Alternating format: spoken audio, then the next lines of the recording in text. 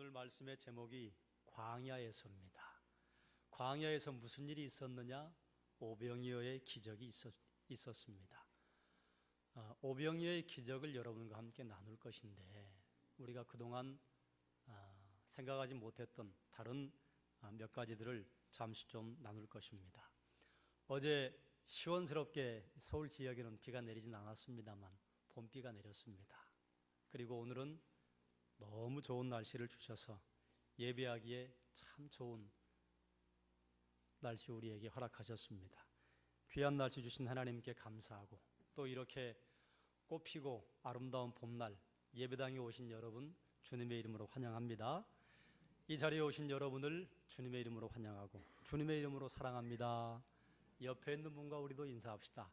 주님의 이름으로 사랑합니다. 또 반대편에 있는 분에게 인사할까요? 주님의 이름으로 환영합니다. 잘 오셨습니다. 예. 인사할 때 미소를 띠고 인사하면 참 우리 분위기가 너무 좋습니다. 예수님께서 디베랴 바다 건너편으로 가셨습니다. 디베랴 바다 건너편에는 벳세다라고 하는 마을이 있는데 그 마을 옆에 엘바티아라고 하는 들판이 있어요. 그 들판은 지금도 잔디밭이 넓게 퍼져 있습니다. 꽤 많은 사람들이 모일 수 있는 장소입니다. 그리고 그 들판 뒤쪽으로 산이 하나 있는데요. 야트막한 산이에요. 이렇게 올라가서 기도하기에 딱 좋은 곳입니다. 예수님께서는 사역에 바쁜 제자들과 깊은 교제를 나누고 그리고 예수님도 기도할 시간을 확보하기 위해서 종종 무리들로부터 떨어졌습니다. 한적한 장소로 가셨어요. 벳세다 들녘이라고도 하고 벳세다 들판이라고도 하고 또 이것을 우리는 벳세다 광야로 부를 수 있습니다. 성경에서 광야는 어떤 곳이냐? 하나님 만나는 장소입니다. 이걸 여러분 머릿속에 좀 집어넣고 말씀을 들으셔야 합니다. 여러분, 제자들만 지쳤겠습니까? 예수님만 지쳤겠습니까? 여러분도 일상에 지치고 인생에 지칠 때가 있으시죠? 그럴 때 여러분 어떻게 해결하십니까?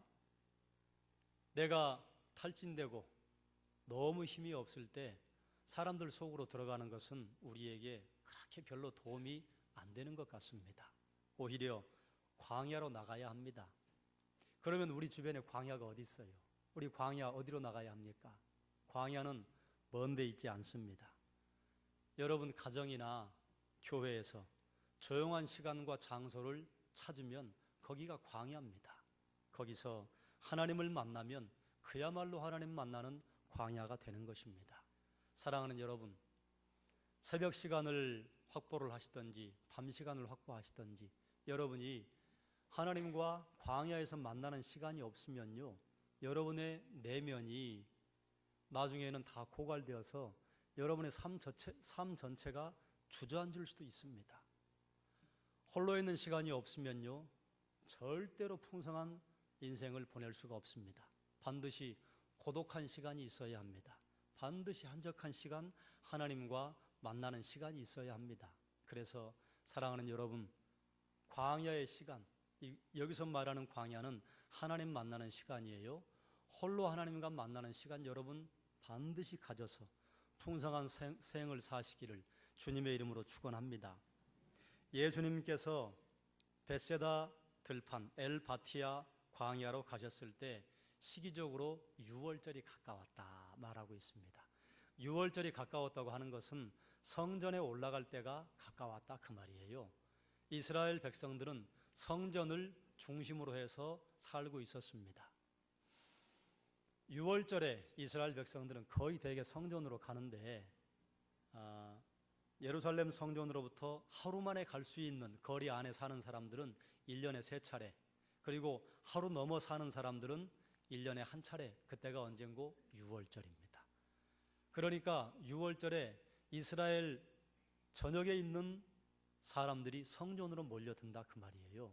그러면 가까이 있는 사람들이야 이거 내일이 유월절이니까 우리 출발하자 이럴 수 있지만 먼 데 있는 사람들은요, 일주일 전에 2주일 전에 어떤 사람은 3주일 전에 짐 싸가지고 출발하는 겁니다. 그런데 예수님이 지금 쉬러 가신 이 벳세다 들녘이요, 갈릴리 북부에서 성전을 향해 가는 사람들이 이용하는 길목입니다. 그렇기 때문에 예수님이 만났던 사람들 가운데 더러는 성전을 향해서 가는 사람들이 예수님의 소문을 듣고 온 사람들도 있었을 거예요. 이스라엘은 성전 중심으로 살았어요. 자, 그러면 우리는 어떻게 교회 중심으로 살까요? 이스라엘에게 이런 절기들이 있었다면 우리에게는 어떤 절기가 있는가? 초대 교회는 주님의 재림과 세상 종말을 기대하고 살았습니다. 그런데 제자들이 하나씩 운명하고, 그리고 제자들의 제자들, 속사도들이 운명을 해도 주님이 안 오세요. 그래서 주님의 재림에 대한 이 임박한 종말의 기대가 조금 소홀해졌습니다. 그러면서 2세기경에는 주님의 부활을 교회에서 가장 중요한 절기로 지켰습니다. 가장 중요한 절기 부활이죠. 그래서 부활의 절기에 그 앞에 예수님의 순환을 기억하는, 금식하는 주간이 있었고, 그리고 그 이후로는요, 예수님이 부활하신 것을 기뻐하면서 감사와 찬양의 예배를 드렸습니다. 부활절이 있으면 주님이 오신 날 기억해야 할 것 아니에요? 그래서 주님이 오신 날도 기억해서 지키기 시작했습니다. 그래서 2세기경 교회에는 부활절과 성탄절이 가장 큰 절기였어요. 그런데 우리가 지키는 성탄절은 정확하게 주님이 태어나신 날이라고 말하기는 어렵습니다. 서방교회는, 그리고 우리 개신교회는 12월 25일을 성탄절로 지키고, 그리고 동방교회, 히랍 정교회, 러시아 정교회, 그리스 정교회 이런 데는 1월 6일을 성탄절로 지켜요. 그때 별이 나타난 날이라, 그래서 주님이 현현하신 날이라고 우리는 성탄이라고 하는데 주님의 현현절이라 그렇게 지킵니다. 중요한 것은요, 주님이 언제 오셨는지는 아무도 모른다예요. 그러나 주님이 오신 건 사실 아니에요? 정확하게 우리가 한번 좀 따져보자면, 지금도 이스라엘 땅에 가면 목자가 들에서 밤을 새면서 양을 돌볼 수 있는 날은요, 봄과 가을입니다. 주로 봄입니다. 그렇기 때문에 성경학자들은 5월, 6월경이 예수님의 성탄일이 아니겠는가 그렇게 하는데 그건 아무도 몰라요. 어쨌든 우리는 정확한 날짜는 아니나 주님이 오신 것을 기다리는, 주님이 오신 것을 기념하고 지킨다 그 말이에요. 금식하는 주간은요, 처음에는 6시간으로 시작을 했다가 이게 6일로 늘어나고 나중에는 40일로 늘어납니다. 40일은 예수님께서 공생애를 시작하기 전에 광야에서 시험 받으신 그 시간과 깊은 관련이 있습니다. 이 40일 기간을 뭐라 하느냐? 사순절이라고 합니다. 열흘이 4번 지나간다. 그래서 사순절은 주님의 순환을 기념하는 주간이에요. 기간이에요. 그런데 이 사순절은 날짜로 계산해서 정확히 40일이 아니라 주일을 빼고 40일입니다. 그러니 정확하게 말하면 약 46일입니다. 그래서 부활절로부터 주일을 빼고 40일을 계산하면 수요일부터 시작을 해요. 그런데 부활절은 언제 사건인가 하면 6월절 날 있었던 사건이에요. 6월절의 양으로 주님이 잡히셨어요. 그러면 6월절은 언젠가? 6월절은 음력으로 계산합니다. 이스라엘에는요, 사용하는 달력이 2개가 있는데 정확하게 말하면 3개가 있습니다. 우리가 사용하는 태양력을 사용하고, 그리고 그 외에 우리도 달력 아래 음력 날짜를 쓰잖아요. 배 타는 사람들이나 농사를 짓는 분들에게는 음력이 정확합니다. 그래서 이스라엘도 농사를 하는 장소이기 때문에 음력이 있어요. 그리고 그것 말고 하나님이 주신 절기, 이스라엘이 애굽에서 출애굽하던 그 날, 새해 첫날로 시작해서 사용하는 유대 종교력이 있습니다. 이 유대 종교력으로 따지면요, 니산월 14일에서 15일, 이때가 새해 1월입니다. 1월 14일에서 15일 6월절이에요. 이것을 우리가 사용하는 음력으로 바꾸면 충분히 지난 보름날이 6월절입니다. 그래서 충분히 지난 보름, 이때 6월절인데 우리는 6월절을 지키지는 않잖아요. 부활절을 지키기 때문에 6월절을 피해서 충분히 지난 보름이 지나고 그 다음 주일, 그래서 매년 우리 태양력으로 따지면 부활절이 3월 20일쯤으로 갔다 또 4월 20일쯤으로 갔다 이렇게 왔다 갔다 하는 겁니다. 교회가 지키는 절기를 교회력이라고 해요. 교회력은 그리스도 중심으로 진행이 되는 원력을 가리킵니다. 그리스도 중심으로 부활절과 성탄절 그리고 그 앞에 사순절, 부활절이 지난 다음에 40일 뒤에 오순절, 오순절은 성령 강림절, 그리고 성령 강림의 기쁨으로 살다가 12월 달에 예수님의 성탄절이 있다 그 말이에요. 자, 그러면 교회력을 제가 왜 말씀드리느냐? 교회력은 그리스도를 중심으로 지키는 1년이라 했습니다. 그러면 이제 여러분에게 묻습니다. 여러분의 1년은 어떻습니까? 그리스도를 중심으로 살아가십니까? 아니면 여러분의 세상 일들이 중심이 되어서 진행이 되고 있습니까? 아니 1년을 따질 것 없이 여러분의 일주일과 여러분의 한 달은 무엇을 중심으로 해서 진행이 됩니까? 주님에게 예배하는 주일이 중심이 되고 그 나머지 6일은 그것을 준비하기 위한 날입니까? 아니면 6일 여러분 열심히 사시고 7일은 그저 액세서리 정도로 한 번 와서 예배 드리지 뭐 이런 진행으로 여러분 살아가십니까? 구약의 성도들에게 절기는 중요했고 신약의 성도들에게도 초대교회 성도들에게도 주님의 부활과 주님의 성탄은 대단히 중요했습니다. 그러면 이 시대를 살아가는 우리에게 과연 그리스도가 중요하냐 그 질문을 하는 것입니다. 여러분의 1년의 가장 중심은 어디에 있습니까? 혹시 망년에 여러분의 1년이 고정되어 있지는 않습니까? 여러분의 1년 가운데 가장 하이라이트는 여름 떠나는 휴가에 집중되어 있지 않습니까? 만약에 그렇다면 바꿔야 합니다. 그러므로 사랑하는 여러분, 여러분이 그리스도를 믿고 하나님의 자녀가 되었다면 그리스도 중심으로 사시기를 주님의 이름으로 축원합니다. 많은 무리가 베세다 들판에 계시는 주님에게로 나왔습니다. 주님이 그들이 배고파하는 것을 보시고 빌립에게 물으셨어요. 우리가 어디서 떡을 사서 이 사람들을 먹이겠느냐? 빌립이 대답합니다. 각 사람으로 조금씩 받게 할지라도 200데나리온의 떡이 부족하리이다. 빌립의 대답을 요약을 하면 이거예요. 주님, 떡을 사와야 되는데요, 돈이 부족합니다. 빌립의 대답이 바른 답입니까? 바르지 않은 답입니까? 옳은 답이에요. 돈으로만 계산하자면 빌립이 정확하게 계산했습니다. 그런데 우리는 여기서 한번 물어야 합니다. 과연 주님이 이 대답을 원하셨을까요? 옆에 있던 안드레가 한 소년을 데리고 주님께로 와요. 그리고 이렇게 주님에게 말씀드립니다. 여기 한 아이가 있어 보리떡 5개와 물고기 2마리를 가지고 있나이다. 그러나 그것이 이 많은 사람에게 얼마나 되겠사옵나이까? 이 무슨 말입니까? 어떤 소년이 이거 주님께 드리면 안 될까요? 하고 가져왔단 말이에요. 그런데 아이가 먹을 도시락 가져왔는데 주님, 이거 너무 형편없습니다. 이거 너무 보잘것없습니다. 그 말입니다. 당시에 이스라엘 사람들은 외출할 때 도시락통을 들고 다녔습니다. 왜 도시락통을 들고 다녔는가 하면 식당이 없으니까요. 요즘이야 뭐 식당이 많지만 한국은 전 국토가 식당인 것 같아요. 그런데 외국만 나가도 식당 찾기가 그렇게 쉽지 않습니다. 그리고 이 시대에는요, 식당 없어요. 그러니까 일하러 나가든지 아니면 먼 데를 나가든지 뭐 하루길을 가면요, 반드시 도시락을 들고 다녀요. 먹을 게 없어서 그렇기도 하지만 이스라엘 백성들은 음식 정결법을 지켜야 하잖아요. 먹어야 할 음식과 먹어서는 안 되는 음식을 골라야 합니다.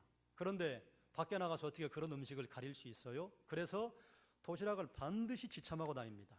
그렇기 때문에 베세다 들녘에 와 있었던 어른들 가운데 도시락 지참한 사람들이 있었을 것이라 그 말이에요. 그런데 어른들은 하나도 안 내놨어요. 이건 나 먹기도 부족한데 이걸 어떻게 내놔? 그런데 이 어린아이는요, 철없이 내놨어요. 이거 먹으면 자기가 이거 다른 분에게 드리고 나면 자기 굶을 것이다 하는 생각은 아직 못해요. 드렸어요. 그런데 안드레가 보니까 보잘것없잖아요. 그래서 주님, 이 꼬마가 음식을 가져오긴 했는데 이거 뭐 우리말로 하면 이거 아니에요? 이거 누구 코에 붙입니까? 먹을 것도 없다 그 말입니다. 그러면 주님이 안드레에게 그 대답을 듣고 싶으셨을까요? 아닐 것이라. 어떤 학자들은 이런 사회적인 배경 때문에 오병이어 사건이 기적이 아니라 사람들의 감동에서 나온 것이라고 폄훼합니다. 어린아이가 도시락을 내놓자 주님이 그것에 감동돼서 하나님께 감사의 기도를 드리자 어른들이 감동돼서 아이고 제 것도 쓰십시오, 제 것도 쓰십시오 하고 자기 도시락을 내놓아서 먹고 남은 게 12강줄이다 이렇게 주장합니다. 그러나 이것은요 바른 주장이 아닙니다. 왠가 하면 그 자리에 도시락 안 들고 간 사람도 있어요. 벳세다가 가까워요. 마을에서 주님이 저기 모이셨대 해서 왔단 말이에요. 바로 옆 동네에서 그 들녘이 오는데 누가 도시락 싸가지고 옵니까? 다 도시락 안 싼 사람도 있습니다. 그리고 또한 빌립은 이미 그것까지 감안하고 예수님에게 대답했어요. 각 사람으로 조금씩 받게 할지라도 200데나리온의 떡이 부족하겠습니다. 200데나리온이면요 데나리온은 장정 하루의 품삯, 계산하기 쉽게 10만 원 하면요 2천만 원 부족합니다. 예수님 아마 도시락을 가지고 온 사람들이 있을 겁니다.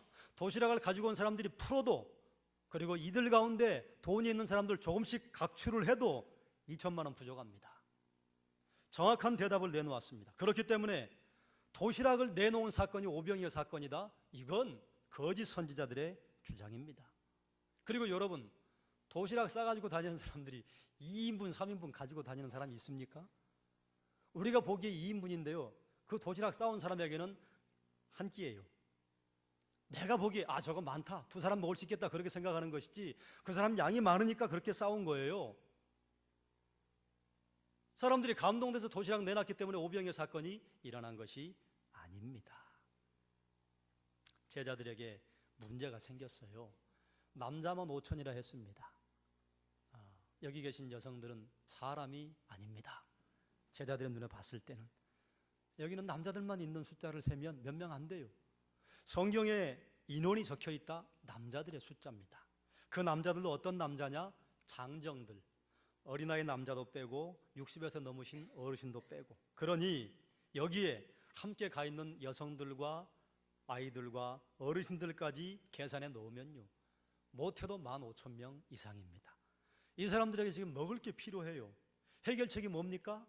제자들이 제시한 해결은 이거예요. 돈이 필요합니다. 또 다른 제자는요 주님 불가능합니다. 못합니다. 그런데 주님께서는 제자들에게 아주 간단한 해결책을 보여주십니다. 3단계예요. 앉게 해라, 나눠줘라, 남은 거 거둬라, 끝. 뭐 돈을 계산을 하고 아이가 가정을 어떻게 할 것인가 고민하는데 주님에게 이 문제가 올라가자 너무 간단하게 끝나버렸습니다. 나누어 주는데 주님께서 어린아이가 갖다 드린 보리떡과 물고기를 가지고 하나님께 감사의 기도를 드려요. 그리고 나눠 주었더니 그 사람들이 다 먹었어요. 예전에 나사렛 예수라고 하는 영화가 있었는데 그 영화는 이걸 이렇게 표현을 했습니다. 주님께서 하나님에게 감사 기도를 드리자 갑자기 막 빵이 막 계속 생겨나요.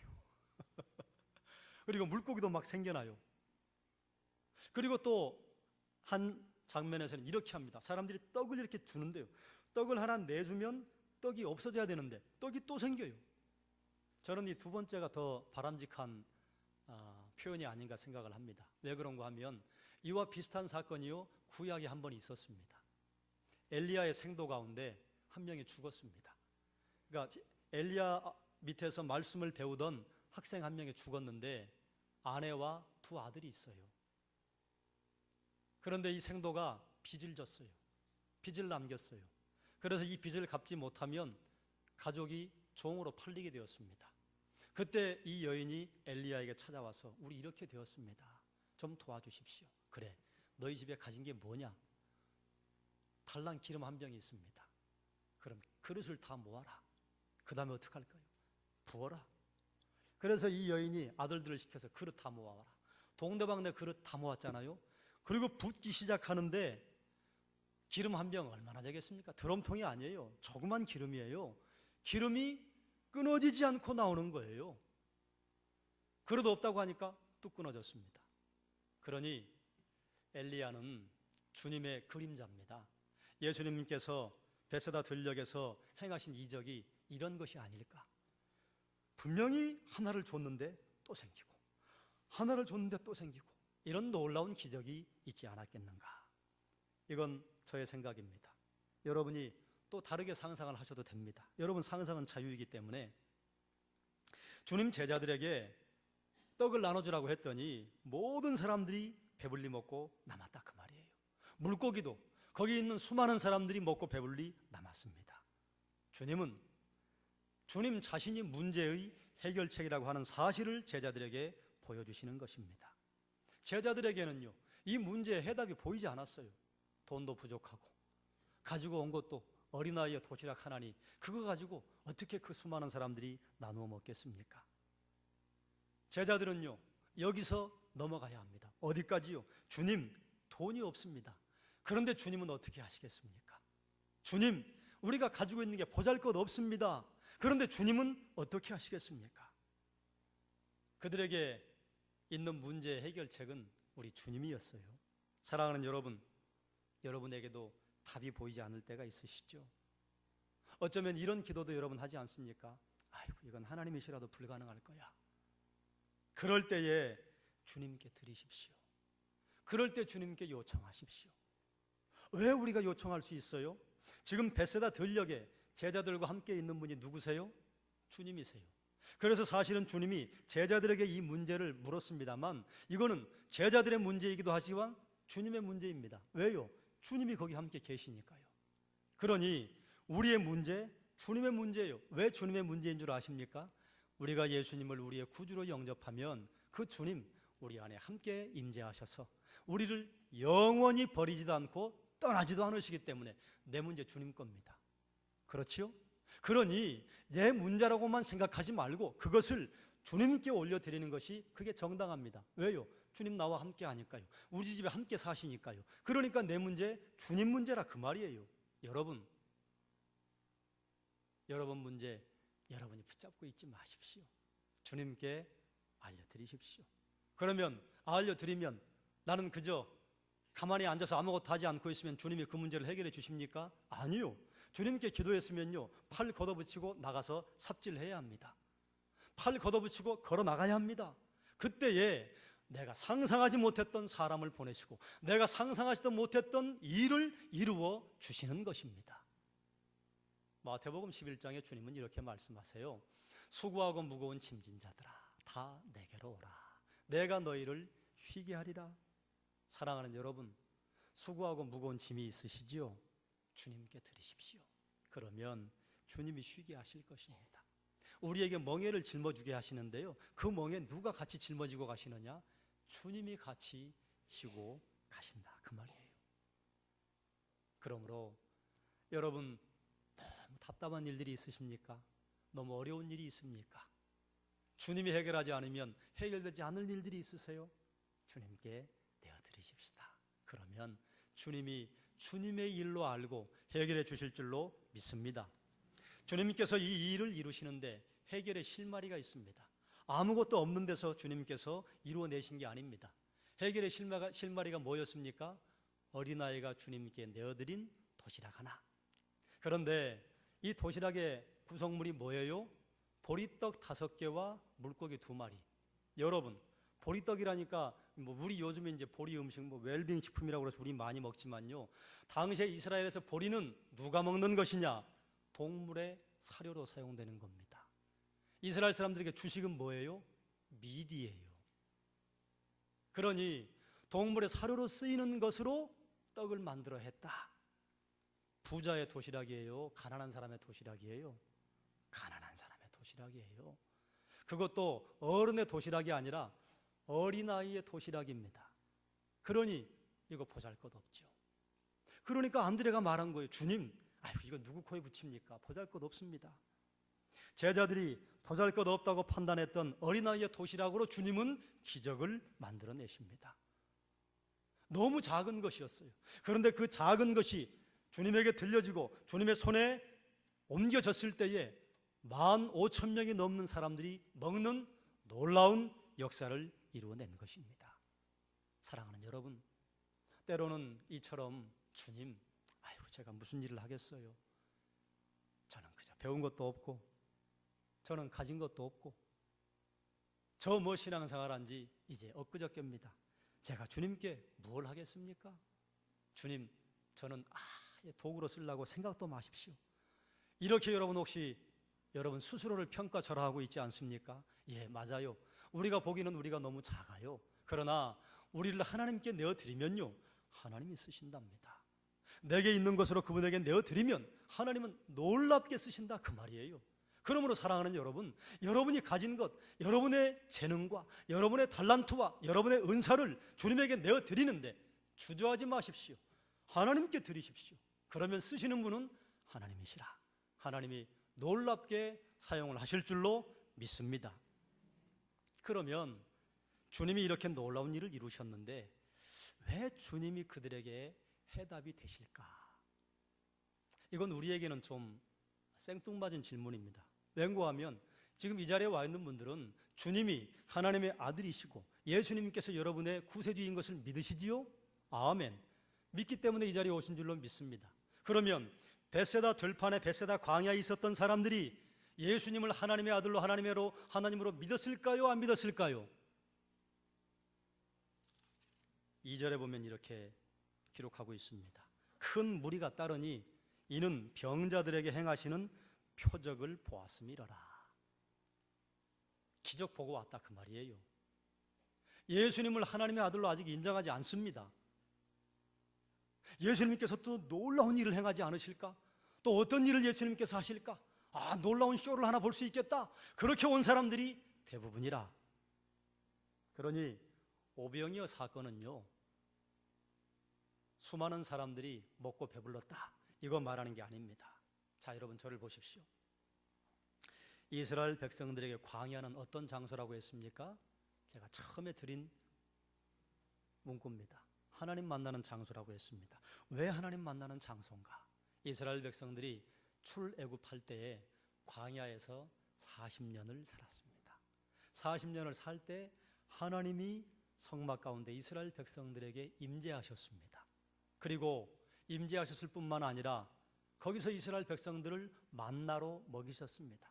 그렇기 때문에 이스라엘 백성들에게 이 사건은요, 역사에 있는 사건이고 부모 세대로부터 계속해서 교육받은 사건입니다.